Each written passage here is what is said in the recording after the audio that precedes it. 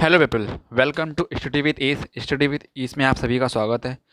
तो दोस्तों, पॉलिटी के लास्ट सेशन में हमने कुछ यहाँ पे पढ़ा था कि there are two types of cases and हमने दीवानी मामले और फौजदारी मामले हम पढ़ रहे थे और बीच में कुछ टेक्निकल इशू की वजह से वीडियो आधा वहीं पे ख़त्म हो गया था। तो देखिए, हमने यहाँ तक पढ़ लिया था कि दीवानी मामले होते क्या हैं और फौजदारी मामले होते क्या हैं, इतना तो हमने पढ़ लिया था, ठीक है। और ये क्या होते हैं, क्षतिपूर्ति योग्य होते हैं और कौन से क्षतिपूर्ति योग्य नहीं होते हैं। तो दीवानी मामले आपके क्षतिपूर्ति योग्य होते हैं और फौजदारी मामले आपके क्षतिपूर्ति योग्य नहीं होते हैं, ठीक है। अच्छा, जो दीवानी मामले होते हैं ये कहाँ लड़े जाते हैं? ये जिला न्यायालय में, डिस्ट्रिक्ट कोर्ट में लड़े जाते हैं, ठीक है। और जो आपके फौजदारी यानी कि जो क्रिमिनल केसेस होते हैं वो आपके सत्र न्यायालय में लड़े जाते हैं, ठीक है। ओके, चलिए आगे देखते हैं। अच्छा, जो जिला न्यायालय यानी कि जो डिस्ट्रिक्ट कोर्ट होता है वहाँ पे कौन होता है? वहाँ पे जो हम लोग को सुनता है, जो जज होता है उसी को हम जज कहते हैं, याद रखिएगा। आज से पहले आपको नहीं पता होगा, आपको लगता होगा जो डिस्ट्रिक्ट कोर्ट और जो सेशन कोर्ट होते हैं वहाँ पे दोनों जज ही होते हैं, नहीं। डिस्ट्रिक्ट कोर्ट में जो होता है उसको हम जज कहते हैं और जो सत्र न्यायालय यानी कि जो सेशन कोर्ट में होता है उसको हम मजिस्ट्रेट कहते हैं, यानी कि दंडाधिकारी कहते हैं। समझ में आया? तो दंडाधिकारी, भाई देखिए, क्रिमिनल केसेस जो होते हैं उसमें दंड मिलता है, आपको पनिशमेंट मिलती है, हार्ड पनिशमेंट मिलती है। तो उसमें को कौन देगा भाई? दंड दिया जाएगा, तो उसी से याद रखिएगा, दंडाधिकारी, ठीक है। क्रिमिनल केसेस जो होते हैं उसमें वो कहाँ पर होते हैं? वो आपके सेशन कोर्ट में होते हैं और जो सेशन कोर्ट को जो ओवर हैंडल करता है उसको क्या कहते हैं? उसको मजिस्ट्रेट कहते हैं, ठीक है, मजिस्ट्रेट कहते हैं। ओके, अब आइए आगे चलते हैं। आपातकालीन उपबंध, emergency provisions. Okay, emergency provisions, what is emergency provisions, इनको क्या कहते हैं, आइए इनके बारे में देखते हैं। तो देखिए, इमरजेंसी प्रोविजंस के लिए हमारे पास 3 आर्टिकल होते हैं, ठीक है। आर्टिकल 352, आर्टिकल 356 एंड आर्टिकल 360, ठीक है। तो हमारे इमरजेंसी प्रोविजंस के लिए 352, 356 एंड 360 ये 3 आर्टिकल होते हैं। आइए चलिए देखते हैं इन आर्टिकल के अंदर क्या होता है। तो देखिए, आपका जो 352 होता है वो होता है आपका राष्ट्रीय आपातकाल, ठीक है। आपका आर्टिकल 350 जो होता है उसके उसके थ्रू हम क्या लगाते हैं? राष्ट्रीय आपातकाल लगाते हैं, ठीक है, यानी कि नेशनल इमरजेंसी, ठीक है। 356 के थ्रू आपका क्या होता है? राज्य आपातकाल लगता है, यानी कि स्टेट इमरजेंसी, जिसको हम राष्ट्रपति शासन भी कहते हैं या संवैधानिक आपातकाल भी कहते हैं, ठीक है। और आपका लास्ट में आता है 360। तो 360 से आपका लगता है वित्तीय आपातकाल, ठीक है। फिलहाल आज तक हमारे इंडिया में वित्तीय आपातकाल कभी नहीं आया है, याद रखिएगा, ठीक है। राज्य आपातकाल कई बार लग चुका है और राष्ट्रीय आपातकाल आपका मैक्सिमम अभी तक जो हुआ है 3 टाइम्स लग चुका है, ठीक है। अच्छा, राष्ट्रीय आपातकाल लगता किन वजह से है, आइए इसको देख लेते हैं। तो आपका जो राष्ट्रीय आपातकाल होता है ये 3 रीज़न से लगता है। पहला होता है युद्ध, यानी कि कहीं वर्ल्ड वॉर जैसी सिचुएशन चल रही हो तो उस वजह से लगता है, या फिर बाहरी आक्रमण, किसी देश ने, यहाँ मान लीजिए पाकिस्तान ने हमला कर दिया तो उस सिचुएशन पे नेशनल इमरजेंसी लग सकती है, या फिर सशस्त्र विद्रोह, यानी कि देश में ही हमारा विद्रोह उत्पन्न हो गया हो, ठीक है। अच्छा, एक चीज़ याद रखिएगा, ये जो सशस्त्र विद्रोह का कॉन्सेप्ट है ये 44th कॉन्स्टिट्यूशनल अमेंडमेंट 1978 के थ्रू मोरारजी देसाई जी ने ही ऐड किया था, ठीक है। किसने ऐड किया था? मोरारजी देसाई जी ने। अच्छा, तो इसकी जगह पे था क्या? इसकी जगह पे था आंतरिक अशांति। क्या था पहले? क्या था यहाँ पे? सशस्त्र विद्रोह की जगह क्या पे था? यहाँ पे था आंतरिक अशांति। और इसी के चलते इंदिरा गांधी जी ने 1975 के तहत के समय में इमरजेंसी लगाई थी। और उनसे जब पूछा गया था कि आपने किस बिहाफ में नेशनल इमरजेंसी लगाई है, तो उन्होंने कहा था आंतरिक अशांति। तो भाई उस समय ये जो वर्ड था ये प्रॉपर क्लियर नहीं था कि इसकी कहना क्या चाहता है। आंतरिक अशांति मतलब क्या? ऐसा क्या था कि जो आंतरिक अशांति भंग हो रही थी जिसकी वजह से हमें इमरजेंसी लगानी पड़ी? तो ये सारी चीज़ें क्लियर नहीं थी, इसी वजह से संविधान में संशोधन किया गया। कौन सा? 44th constitutional amendment act 1978। किसके थ्रू? मोरारजी देसाई के थ्रू। और वहाँ पे आंतरिक अशांति को हटा करके क्या लगाया गया? सशस्त्र विद्रोह ऐड किया गया, ठीक है, याद रखिएगा, सशस्त्र विद्रोह ऐड किया गया, ठीक है। आइए देख लेते हैं कि राष्ट्रीय आपातकाल लगा कितने टाइम से। तो आपका राष्ट्रीय आपातकाल 3 टाइम्स लग चुका है। कब कब? 1962, 1971 एंड 1975। याद रखिएगा कि डेट यानी कि ईयर जरूर याद रखिएगा। ये पूछा जाता है कि राष्ट्रीय आपातकाल किस वर्ष लगा था। ऑप्शन दे देगा आपको, कई 4 ऑप्शन देगा आपको, उनमें से एक ऑप्शन इनमें से कोई एक मिलेगा, ठीक है। या तो 62 होगा या 71 होगा या तो फिर 75 होगा, ठीक है। चलिए इसको याद रखिएगा। चलिए आगे देखते हैं आगे क्या है। अब आते हैं ब्रिटेन। तो हम लोगों ने ब्रिटेन से भाई क्या क्या लिया था, ठीक है। तो ब्रिटेन से हम लोगों ने लिया था संसदीय व्यवस्था। क्या ली थी? संसदीय व्यवस्था, यानी कि पार्लियामेंट्री सिस्टम, ठीक है। सेकंड लिया था हमने संसदीय विशेषाधिकार। क्या लिया था? संसदीय विशेषाधिकार। नेक्स्ट क्या लिया था?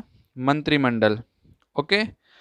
फोर्थ क्या था? रिटें, यानी कि रिट्स जिसको कहते हैं। फिर नेक्स्ट क्या था? राष्ट्र अध्यक्ष, यानी कि प्रेसिडेंट। यानी याद रखिएगा जो प्रेसिडेंट का जो पद है, ठीक है, वो कहाँ से लिया गया? ये ब्रिटेन से लिया गया। यानी कि देखिए, हम पे राज्य कौन करते थे आज़ादी से पहले? ब्रिटिशर्स। तो यहाँ पे क्या ना था, यहाँ पे आपका पार्लियामेंट्री सिस्टम ही चलता था। तो जब ये देखा ये सिस्टम काफ़ी बेहतर है, तो हूबहू जैसा कि ब्रिटिश में था वैसे ही हम लोगों ने अपने यहाँ पे उसको इम्प्लीमेंट कर दिया था, ठीक है। इसीलिए संसदीय व्यवस्था, संसदीय विशेषाधिकार सब कहाँ से कॉपी हैं? एक तरीके से ब्रिटेन से कॉपी हैं, ठीक है, हम ये कह सकते हैं। हमारा इवन मंत्रिमंडल तक वहाँ से कॉपी है। आपका रिट्स हैं, राष्ट्राध्यक्ष यानी कि प्रेसिडेंट, जो कि नाम मात्र का अध्यक्ष होता है देश का, सबको पता है। रियल पावर किसके हाथ में होती है? प्राइम मिनिस्टर की। तो पहले भी ऐसे ही था, नाम मात्र के प्रेसिडेंट होते थे, बाकी पावर किसके हाथ में होती थी? उनके किंग या क्वीन में, ठीक है। अब आते हैं द्विसदनवाद, यानी कि टू हाउस होते हैं ना, टू हाउस होते हैं किसी भी उसमें सदन में, lower house and upper house, ये उसकी बात कर रहा है द्विसदनवाद, ठीक है। फिर एक है विधि का शासन, रूल ऑफ लॉ, यानी कि कानून के मुताबिक आपका वहाँ पे पालन होगा किसी का, मतलब कुछ भी होना होगा तो कानून के अकॉर्डिंग होगा, ठीक है। तो आइए देखते हैं ये संसदीय व्यवस्था क्या होती है, ठीक है। तो आइए इसको बहुत ध्यान से पढ़ते हैं कि व्हाट इज संसदीय व्यवस्था। ओके, देखिए, केंद्र में दो चीज़ें होती हैं, एक होती है केंद्र विधायिका और एक होती है हमारी राज्य विधायिका। ये हमारे संसद की दो बॉडीज़ हैं। कौन कौन सी? केंद्र विधायिका और राज्य विधायिका, ठीक है। सॉरी, ठीक है नहीं बोलूँगा, कमेंट आया था लास्ट टाइम। तो केंद्र विधायिका एंड राज्य विधायिका, राज्य विधायिका और केंद्र विधायिका, इसको याद रखिएगा, central legislative and state legislature, ठीक है। आपके केंद्र विधायिका में क्या होता है? संसद, भाई संसद सभी को पता है, संसद होता है एक, ठीक है। और राज्य विधायिका के जो स्तर पे वहाँ पे एक विधानमंडल होता है, ठीक है। आई बात समझ में? संसद यानी कि पार्लियामेंट, ओके। तो संसद में भी आपकी दो बॉडीज़ होती हैं, कौन कौन सी? एक होती है लोकसभा, एक होती है राज्यसभा। इस कॉन्सेप्ट को बहुत ध्यान से समझिएगा। आपकी जो संसदीय व्यवस्था होती है उसमें दो बॉडीज़ होती हैं संसदीय व्यवस्था पे भी। तो संसदीय व्यवस्था पे आपकी दो बॉडीज़ होती हैं, एक केंद्र विधायिका होती है और एक राज्य विधायिका होती है, ठीक है। और आपकी इन दो बॉडी के भी नीचे भी दो बॉडीज आती हैं। कैसे भाई? केंद्र विधायिका पे क्या होता है? संसद होता है, ठीक है। और आपके राज्य विधायिका पे क्या होता है? विधानमंडल होता है, ठीक है। और केंद्र विधायिका पे संसद। और इस संसद में भी इसकी दो बॉडीज़ होती हैं, वो होती है लोकसभा एंड राज्यसभा। और विधानमंडल पे भी आपकी दो बॉडीज़ होती हैं, विधानसभा एंड विधान परिषद, ठीक है। इतनी बात समझ में आई आप लोगों को? चलिए आगे देखते हैं। अब आपका जो लोकसभा होता है इसको हम कहते हैं निचला सदन, दैट मीन्स लोअर हाउस। और विधानसभा को हम इसको भी निचला हाउस यानी कि लोअर हाउस कहते हैं। कहाँ पे? किस लेवल पे? ये आपका संसद लेवल पे लोकसभा होती है निचला सदन, और विधानमंडल पे विधानसभा लोअर हाउस होता है, ठीक है। याद रखिएगा, आपका लोकसभा यहाँ पे संसद लेवल पे लोकसभा लोअर हाउस होता है, और विधानमंडल पे आपका विधानसभा यानी कि आपका ये क्या होता है? लोअर हाउस होता है, यानी कि निचला सदन होता है। अब आते हैं एक बात सबसे इम्पॉर्टेंट, कि ये जो सरकार बनती है, हम देखते हैं ना भाई, मोदी सरकार है, बीजेपी की सरकार है, आपकी सरकार है, कांग्रेस की सरकार है या सपा की सरकार है, ये जो हम सरकार वर्ड यूज़ करते हैं, ये कितने लोगों से और किन लोगों से मिलके बनती है सरकार, ठीक है। ये सब तो आपको सबसे पहले पता होगा कि भाई बहुमत पार्टी जो होती है, जिसको सबसे ज़्यादा वोट मिले होते हैं, सरकार उन्हीं की बनती है, ठीक है। जो बहुमत दल के नेता होते हैं उन्हीं का वहाँ से सरकार बनी जाती है, यानी कि उन्हीं का पीएम बनता है और उन्हीं का सीएम बनता है, ठीक है। लेकिन जो सरकार बनती है, ठीक है, सरकार में कुछ मेंबर्स होते हैं, तो वो मेंबर्स कौन होते हैं और कहाँ से चुने जाते हैं, याद रखिएगा। तो इसके बारे में पढ़ते हैं। देखिए, जो आपका लोकसभा होती है और जो आपकी विधानसभा होती है, लोकसभा आपका सेंट्रल लेवल पे काम करता है और विधानसभा आपका स्टेट यानी कि राज्यसभा के स्तर पे काम करता है, ठीक है। तो देखिए, दोनों ही क्या है? लोअर हाउसेस हैं। कौन सा? आपका लोकसभा भी और विधानसभा भी। तो जो लोकसभा है, इसके 15% सदस्य मिलकर सरकार बनाते हैं विथ पीएम, याद रखिएगा। यानी कि हमारे जो लोकसभा के मेंबर्स हैं उसका 15%, याद रखिएगा, लोकसभा के 15% मेंबर जो होते हैं वो क्या होते हैं, सरकार में होते हैं। और ऐसे ही विधानसभा में भी इसके भी 15% लेकर के सरकार बनाई जाती है और उसमें सीएम इंक्लूडेड होता है, सीएम को अलग से काउंट नहीं किया जाता, याद रखिएगा। विधानसभा में भी सीएम इंक्लूडेड होता है और आपके लोकसभा में भी पीएम इंक्लूड होता है, क्योंकि लोकसभा कितने लेवल की है, लोकसभा आपका सेंट्रल लेवल की है, ठीक है। और आपका स्टेट लेवल पे क्या होता है, विधानसभा। तो वहाँ पे स्टेट में क्या होता है भाई, स्टेट में चीफ मिनिस्टर होता है, और आपका सेंट्रल में यानी कि केंद्र में कौन होता है, प्राइम मिनिस्टर होता है। तो वहाँ पे प्राइम मिनिस्टर की नियुक्ति होगी, और यहाँ पे सेंट्रल लेवल पे प्राइम मिनिस्टर और आपका स्टेट लेवल पे चीफ मिनिस्टर की नियुक्ति होगी, ठीक है। चलिए आगे बढ़ते हैं।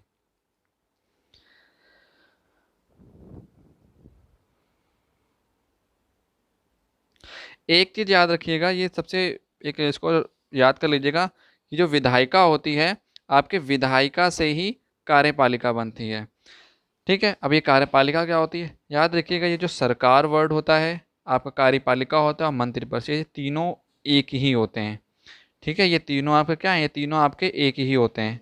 आप सरकार बुला लें, आप कार्यपालिका बुला लें, या आप मंत्रिपरिषद बुला लें, तीनों का मतलब सेम होता है, ठीक है। विधायिका क्या है, अभी हमने पढ़ा था, एक केंद्र विधायिका होती है और एक राज्य विधायिका होती है। उस विधायिका से ही तो सरकार बनती है। अभी हमने क्या देखा ऊपर, इस विधायिका से ही तो बनी है सरकार।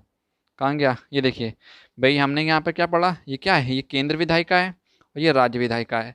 केंद्र विधायिका से आपका क्या बना नीचे आकर के, और राज्य विधायिका से क्या बना, तो केंद्र विधायिका से आपका बना आकर के यहाँ पे सरकार बनी केंद्र में, केंद्र विधायिका से क्या बनी, यहाँ पे केंद्र में सरकार बनी, और राज्य विधायिका से क्या बनी, राज्य में सरकार बनी, ठीक है।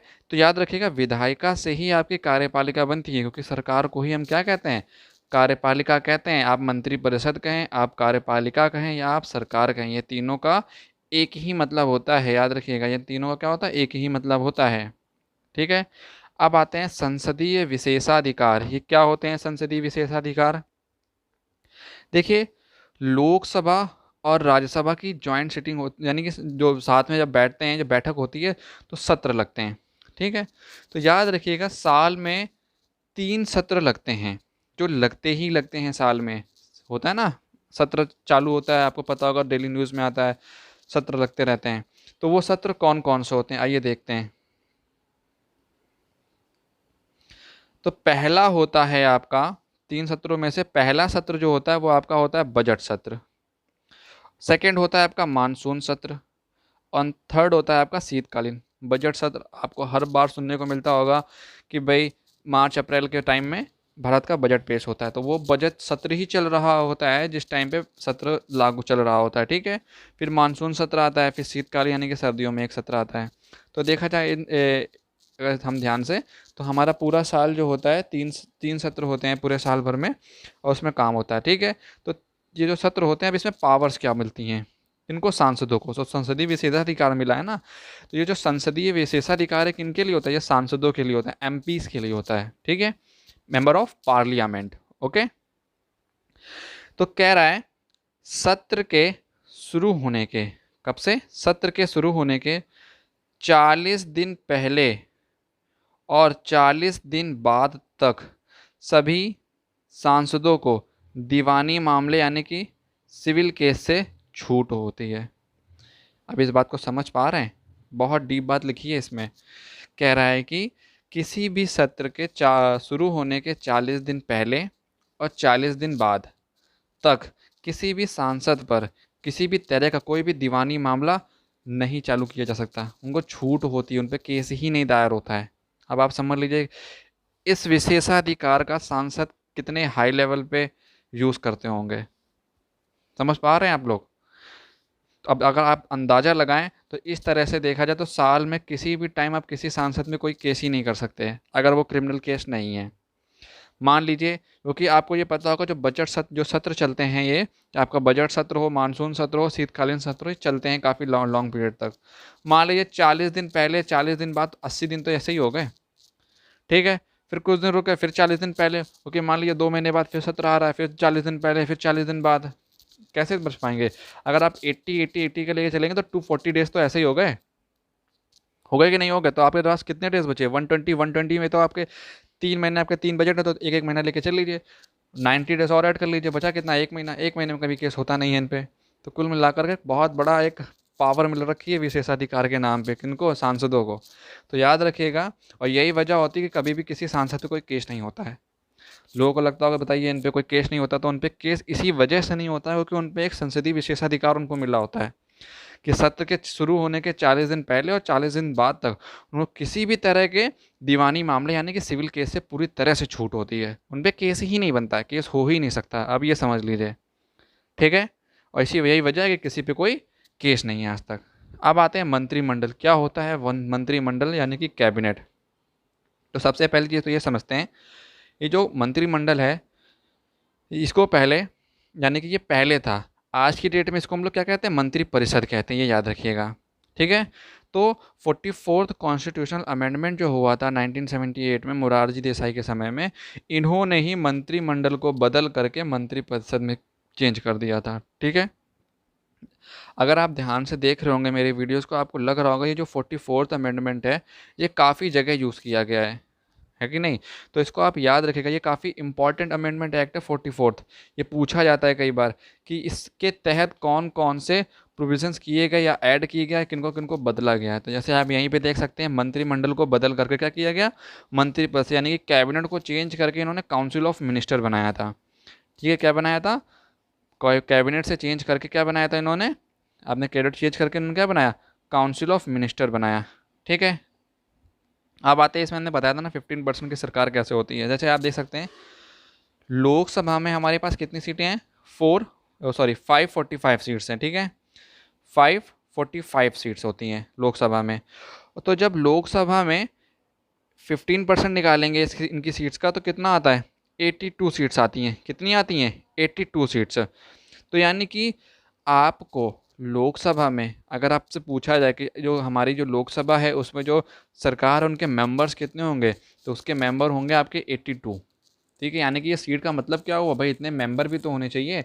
यानी कि कितनी, अगर आपकी सेंट्रल में अगर गवर्नमेंट है तो उसमें कितने मेंबर होंगे? 82 मेंबर होंगे। तो याद रखिएगा, ये भी पूछा जा सकता है कि भाई हमारी जो गवर्नमेंट है उसमें कितने मेंबर्स हैं, मतलब गवर्नमेंट में कितने मेंबर्स हैं? तो 82 मेंबर्स हैं। और ऐसे अगर हम स्टेट की बात करें तो स्टेट में हम कौन सा स्टेट ले लें? यूपी ले लेते हैं, उत्तर प्रदेश। उत्तर प्रदेश में कितनी सीटें हैं हमारे पास विधानसभा में? तो 403 सीट्स हैं, याद रखिएगा। अच्छा हाँ, यहाँ से आप सीट्स भी याद रख सकते हैं क्योंकि last time UP triple SCPT में ही लोकसभा की सीट्स पूछी गई थी। ये रहा आपकी लोकसभा की सीटें 445। यहीं से क्वेश्चन है यार, देखिए जितना भी मैं पढ़ा रहा हूँ इससे बाहर तो नहीं आने वाला आपकी पॉलिटी, तो 110% गारंटी लीजिए इससे बाहर आपसे पूछी ही नहीं जाएगी। क्योंकि आप अगर लास्ट ईयर का पेपर उठा के देखिएगा उसमें लोकसभा की सीट्स पूछी गई थी और ये रहा 445। अगर आप मेरा ये टॉपिक देख के जाएंगे, ये वीडियो देख के जाएंगे, तो आपको, मुझे नहीं लगता कि आपको क्वेश्चन बाहर से देखने को मिल सकता है, ठीक है। तो उत्तर प्रदेश में कितनी सीटें हैं? 403। इसका अगर हम 15% निकालेंगे तो अप्रॉक्स 60 आता है। यानी कि हमारे यहाँ पे सरकार जो है, यानी कि जो गवर्नमेंट है उसमें कितने मेंबर्स हैं? 60 मेंबर्स हैं, ठीक है। अच्छा, ये जो 15% का हम लोग जो देख रहे हैं, तो ये जो नियम है 15% का, ये कब आया था? ये 91st कॉन्स्टिट्यूशनल अमेंडमेंट एक्ट 2003 के अकॉर्डिंग ये के समय इसको ऐड किया गया था, ठीक है। समझ में आ रहा है? तो 15% का जो नियम है ये 91 यानी कि 91st कॉन्स्टिट्यूशनल अमेंडमेंट एक्ट 2003 के अकॉर्डिंग इसको ऐड किया गया था। लेकिन दिल्ली के लिए ये नियम कितना है? 10% है सिर्फ, याद रखिएगा, सिर्फ दिल्ली के लिए। तो दिल्ली के लिए कितना है? इसमें 10% का नियम है, ओके। नेक्स्ट चलते हैं, द्विसदनवाद, ठीक है। यानी कि 2 हाउस जो आपका कंडीशन होती है, यानी कि 2 हाउस कौन कौन से होते हैं? तो देखिए हमारे इंडिया में टोटल कितने स्टेट्स हैं सबको पता होगा आज की डेट में, और इससे अपडेट रहिएगा। 28 स्टेट्स हैं हमारे यहाँ पे, ठीक है। इंडिया में कितने स्टेट हैं? 28, जिनमें से 6 स्टेट्स ऐसे हैं जहाँ पे 2 हाउसेस की वो है, मतलब कह सकते हैं 2 हाउसेस हैं।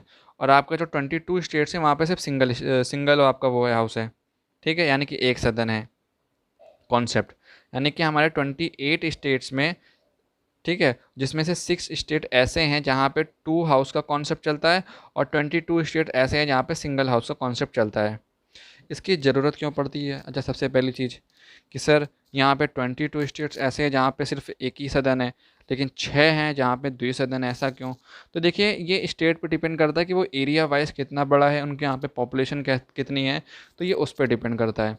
ठीक है, तो आपका 2 सदन यानी कि जो 2 हाउस की जो कॉन्सेप्ट है, आपका दूसरा सदन इसीलिए उपलब्ध कराया जाता है ताकि अगर आप ध्यान से देखेंगे, जो आपके 2 सदन के जो स्टेट हैं, इनका एरिया और इनकी पॉपुलेशन वाइज ये काफ़ी बड़े स्टेट्स हैं, तो जहाँ पे उनका राज्य व्यवस्था संभालने के लिए ज़्यादा लोगों की ज़रूरत पड़ती है, इसी वजह से यहाँ पे 2 सदन का कॉन्सेप्ट रखा गया था। ठीक है, तो अगर हम ध्यान से देखें तो 2 सदन के कॉन्सेप्ट में कौन कौन से स्टेट हैं, तो आपका सबसे पहले यूपी है, देन बिहार है, देन महाराष्ट्र है, देन कर्नाटका है, देन तेलंगाना है, देन आंध्र प्रदेश है। ठीक है, इन 6 स्टेट्स में आपका कौन से 2 हाउस कॉन्सेप्ट चलता है, यानी कि 2 सदन व्यवस्था चलती है। ठीक है, और बाकी के जो अदर स्टेट्स हैं 22 स्टेट्स, इसमें कौन सा चलता है, एक सदन की व्यवस्था चलती है। ठीक है, और आपके यहाँ के जो 2 सदन के जो वो होते हैं मेंबर, उनको मेंबर एमएलए और एमएलसी कहते हैं। ठीक है, यानी कि विधानसभा के होंगे तो member of legislative assembly and MLC होंगे तो member of legislative council. Okay, याद रहेगा इतना। अच्छा, एक क्वेश्चन और आता है कि जो आपके एमएलसी होते हैं, यानी कि जो काउंसिल होती है, यानी कि विधान परिषद जो होती है, ठीक है, क्या होती है, विधान सभा होती है और एक विधान परिषद होती है। तो आपकी जो विधान परिषद होती है उसमें मेंबर्स कितने होते हैं? भाई यूपी में हमने अभी देखा 403 मेंबर्स हैं, किसमें, विधानसभा में। तो यूपी की जो विधान परिषद है उसमें कितने मेंबर्स होंगे? तो 403 का आप 1/3 निकाल लीजिए, उतना ही मेंबर्स होंगे आपके किसमें, विधान परिषद में। यानी कि आपकी जो सीट्स ऑफ लेजिस्लेटिव काउंसिल होती हैं वो क्या होती है, 1/3 ऑफ लेजिस्लेटिव असेंबली। ओके, यानी कि लेजिस्लेटिव काउंसिल की जो सीट्स होती हैं वो क्या होती है, 1/3 होती हैं, 1/3 होती हैं किसकी, लेजिस्लेटिव असेंबली की। याद रखिएगा, ठीक है। अब इसके बाद इनकी पावर्स की बात कर लें, तो जो विधान परिषद होता है, यानी कि जो आपकी लेजिस्लेटिव काउंसिल होती है, वो किसी भी बिल को जिसको लेजिस्लेटिव असेंबली यानी कि विधानसभा ने पारित किया है, मैक्स टू मैक्स यानी कि ज़्यादा से ज़्यादा वो 4 मंथ तक ही उसको रोक सकता है। ठीक है, 4 मंथ तक ही उसको रोक सकता है। ठीक है, और आपकी जो विधानसभा है, क्या है, विधानसभा, विधानसभा जो है वो आपके विधान परिषद द्वारा पारित किसी भी बिल को अनंत काल के लिए रोक सकती है, यानी कि उसका जब तक मन होगा तब तक वो रोक कर रख सकती है, कोई उसका कुछ कह नहीं सकता। अगर उसका मन है कि हम इस बिल को हमेशा के लिए रोक कर रख सकते हैं तो वो हमेशा के लिए रोक कर रख सकती है। कौन, विधानसभा। ठीक है, ये याद रहेगा आप लोग को, इसको याद रखिएगा, काफ़ी इंपॉर्टेंट, ये पूछा जाता है, अक्सर ही पूछते हैं कि बताइए भाई, जो विधानसभा है वो विधान परिषद द्वारा पारित किसी बिल को कितने टाइम तक रोक सकता है, तो वो अनंत काल तक रोक सकता है। ठीक है, तो फिर से देख लीजिए, विधान परिषद द्वारा विधानसभा के किसी भी बिल को मैक्स 4 मंथ तक के ही रोका जा सकता है, लेकिन जो विधानसभा है वो विधान परिषद द्वारा पारित किसी भी बिल को अनंत काल तक रोक सकता है। ठीक है, नेक्स्ट अमेरिका। तो अमेरिका से हमने क्या क्या लिया है, अमेरिका से हमने लिए मूल अधिकार, उपराष्ट्रपति का पद, न्यायपालिका की स्वतंत्रता, न्यायिक परीक्षण, यथोचित विधि एंड विधि का सम्यक प्रक्रिया, प्रस्तावना and high court and supreme court के जजेस को हटाना या उनका महाभियोग। ठीक है, ये इतनी सारी चीज़ें हमने कहाँ से ली हैं, अमेरिका से ली हैं। ठीक है, अब आते हैं नेक्स्ट कंट्री देखते हैं। नेक्स्ट हमने कंट्री से क्या लिया, यानी कि जापान। जापान से हमने लिया है विधि द्वारा स्थापित प्रक्रिया, और ऐसी जगह पे संसद पावरफुल होती है। अब यहाँ पर आप एक ध्यान से एक कॉन्सेप्ट देखिएगा कि जापान से हमने क्या लिया है, विधि द्वारा स्थापित प्रक्रिया। ठीक है, जापान से हमने क्या लिया है, विधि द्वारा स्थापित प्रक्रिया, और अमेरिका से हमने लिया है यथोचित विधि यानी कि विधि की सम्यक प्रक्रिया। तो अगर ध्यान से देखें तो जापान की जो विधि द्वारा स्थापित, जापान के कॉन्स्टिट्यूशन में रहा होगा भाई विधि द्वारा स्थापित प्रक्रिया, जिसके हिसाब से जो संसद होती है वो काफ़ी पावरफुल होती है, जिसके हिसाब से जो संसद होती है वो काफ़ी पावरफुल होती है। और जो यथोचित विधि है आपकी अमेरिका की, यानी कि विधि की सम्यक प्रक्रिया, यहाँ पे आपका जो जुडिशरी होती है काफ़ी पावरफुल होती है। और हमारा देश, हमारे जो हमारे संविधान निर्माता थे वो नहीं चाहते थे कि किसी भी तरह से संसद सब पूरी तरह से पावरफुल हो जाए या जुडिशरी सबसे ज़्यादा पावरफुल हो जाए। इसी वजह से इन्होंने अमेरिका से भी ये कॉन्सेप्ट लिया यथोचित विधि का, और जापान से विधि द्वारा स्थापित प्रक्रिया का कॉन्सेप्ट लिया, ताकि दोनों चीज़ें बैलेंस रहें, किसी के भी हाथ में ज़्यादा पावर्स ना चली जाएँ। कहीं जुडिशरी ये ना कह सकते हैं हम सबसे ज़्यादा ताकतवर हैं, हमारे पास सबसे ज़्यादा पावर है, या ये संसद ना कह सके कि हम बहुत ज़्यादा पावरफुल हैं। ठीक है, दोनों को बैलेंस करने के लिए अमेरिका से भी ये कॉन्सेप्ट उठाया गया था और जापान से भी ये कॉन्सेप्ट उठाया गया था। ठीक है, तो अमेरिका से कौन सा उठाया गया था, जिसमें आपकी जुडिशरी मजबूत है, यानी कि विधि। देखिए जुडिशरी तभी पावरफुल होगी जब यानी कि कानून काफ़ी मजबूत होगा। तो विधि की सम्मत प्रक्रिया कहाँ से ली गई थी, अमेरिका से, और विधि द्वारा स्थापित प्रक्रिया कहाँ से ली गई थी, वो आपकी जापान से ली गई थी। ठीक है, चलिए आगे देखते हैं। आयरलैंड, आयरलैंड से क्या लिया गया था भाई, सबसे इंपॉर्टेंट ये पूछा जाता है, राज्य के नीति निर्देशक तत्व, राज्य के नीति निर्देशक तत्व पार्ट 4, अक्सर उसमें पूछा जाता है एग्जाम्स में कि हमारा जो डीपीएसपी है, इसको क्या कहते हैं, डीपीएसपी, राज्य के नीति निर्देशक तत्व, ये कहाँ से लिए गए, आयरलैंड से लिए गए। और क्या लिया गया है, राष्ट्रपति का निर्वाचन पद्धति। ठीक है, और थर्ड क्या लिया गया है, राज्यसभा में सदस्यों का मनोनयन। आपको मालूम होगा राज्यसभा पे 12 सदस्य जो होते हैं, 12 मेंबर्स, इनको मनोनीत किया जाता है। कौन करता है, राष्ट्रपति करता है। और ये किन फील्ड से होते हैं, ये मतलब अपनी अपनी फील्ड में जो महारत होते हैं, जैसे मान लीजिए किन्होंने विज्ञान के क्षेत्र में बहुत अच्छा किया, किन्होंने शिक्षा के क्षेत्र में बहुत अच्छा योगदान दिया है, तो ये वहाँ से चुने जाते हैं मेंबर्स। ठीक है, तो याद रखिएगा जो आपके राज्यसभा में जो मनोनीत सदस्य होते हैं वो 12 होते हैं, उनको कौन चुनता है, उसको राष्ट्रपति चुनता है। और कहाँ से चुनता है, तो वो मतलब उन जिन्होंने अपने फील्ड में काफ़ी अच्छा काम किया होता है, ये वहाँ से चुने जाते हैं। ठीक है, नेक्स्ट आते हैं संवर्ती सूची, सॉरी ऑस्ट्रेलिया। ऑस्ट्रेलिया से हमने क्या लिया है, संवर्ती सूची, संयुक्त बैठक एंड व्यापार एवं वाणिज्य स्वतंत्रता। संवर्ती सूची आपको सभी को पता है क्या होती है, कॉन्करेंट लिस्ट, जिसमें यूनियन एंड स्टेट दोनों के लोग काम कर सकते हैं। फिर आता है व्यापार एवं वाणिज्य स्वतंत्रता, यानी कि आपका बिजनेस या वाणिज्य कैसे काम करेगा, इसके लिए जो प्रावधान है वो भी लिए गए हैं। और एक होता है संयुक्त बैठक, यानी कि ज्वाइंट सेटिंग। ठीक है, ज्वाइंट सेटिंग ये क्या होती है, इसको देख लेते हैं एक बार। व्हाट इज संयुक्त बैठक, तो संयुक्त बैठक क्या होती है, तो सबसे पहले तो ये बात ध्यान रखिएगा, जो संयुक्त बैठक है वो आपके आर्टिकल 108 के तहत बुलाई जाती है, बाय प्रेसिडेंट।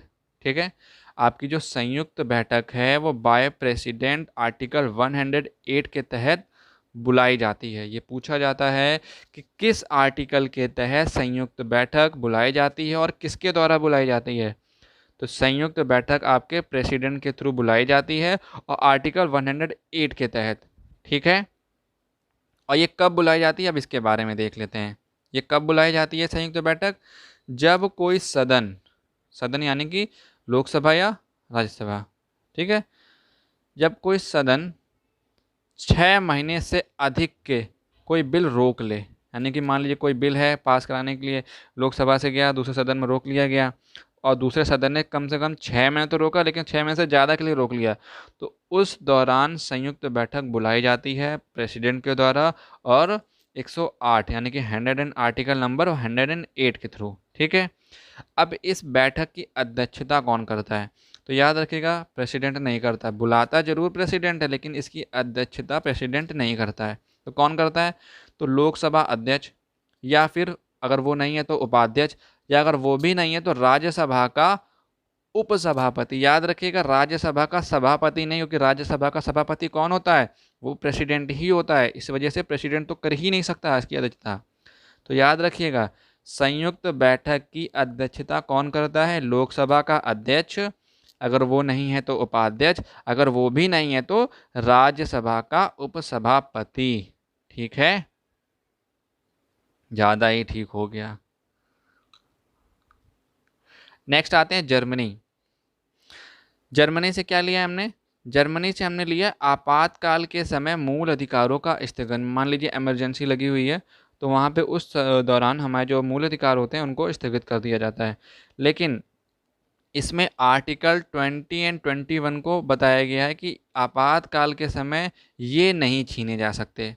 तो यहाँ से एक क्वेश्चन उठता है कि ऐसे कौन से आर्टिकल हैं जो आपातकाल के समय पे नहीं छीने जा सकते, तो वो आपके हैं article 20 and article 21। Fine. Next देखते हैं यूएसएसआर, संयुक्त राष्ट्र संघ, जिसको आज हम प्रेजेंट टाइम में रसिया कहते हैं, रूस कहते हैं, ठीक है। तो यहाँ से क्या लिया था, यहाँ से हमने लिए थे प्रस्तावना में जो हमारे सामाजिक, आर्थिक और राजनीतिक न्याय का जो आदर्श है वो यहाँ से लिया गया है। और सेकंड सबसे इम्पॉर्टेंट, मोस्ट इम्पॉर्टेंट, मौलिक कर्तव्य, ये पूछे जाते हैं। मौलिक कर्तव्य, मौलिक अधिकार, आपके राज्य की नीति निर्देशकता, तो ये ज़्यादातर पूछे जाती हैं, ठीक है। तो आपका मौलिक कर्तव्य कहाँ से लिए गए हैं, यूएसएसआर से लिए गए हैं। चलिए नेक्स्ट देखते हैं। नेक्स्ट है फ्रांस। फ्रांस से क्या लिया गया है, तो फ्रांस से हमने लिया है गणतंत्रात्मक ढांचा जो है हमारे यहाँ का, एंड स्वतंत्रता, समता, बंधुता के जो आदर्श हैं, ये भी हमने कहाँ से लिया है, ये हमने फ्रांस से लिया है। याद रहेगा ये आपको। चलिए नेक्स्ट देखते हैं। नेक्स्ट है आपका साउथ अफ्रीका। तो साउथ अफ्रीका से हमने लिया है संविधान संशोधन की प्रक्रिया, एंड लास्ट लिया है राज्यसभा के सदस्यों का निर्वाचन, यानी कि जो राज्यसभा के जो सदस्य होंगे उनका निर्वाचन कैसे होगा, ठीक है। तो निर्वाचन आपका कैसा होता है राज्यसभा के, इसका जवाब आप लोग मुझे नीचे कमेंट में देंगे कि राज्यसभा के सदस्यों का निर्वाचन किस तरह से किया जाता है। इसका आंसर आप सभी लोग मुझे नीचे कमेंट बॉक्स में देंगे। आई होप आप लोगों को आज का टॉपिक समझ में आया होगा। अगर किसी को कोई प्रॉब्लम आती है तो प्लीज़ नीचे कमेंट में बताएं, ठीक है। चलिए ठीक है, मिलते हैं नेक्स्ट सेशन में। Okay bye.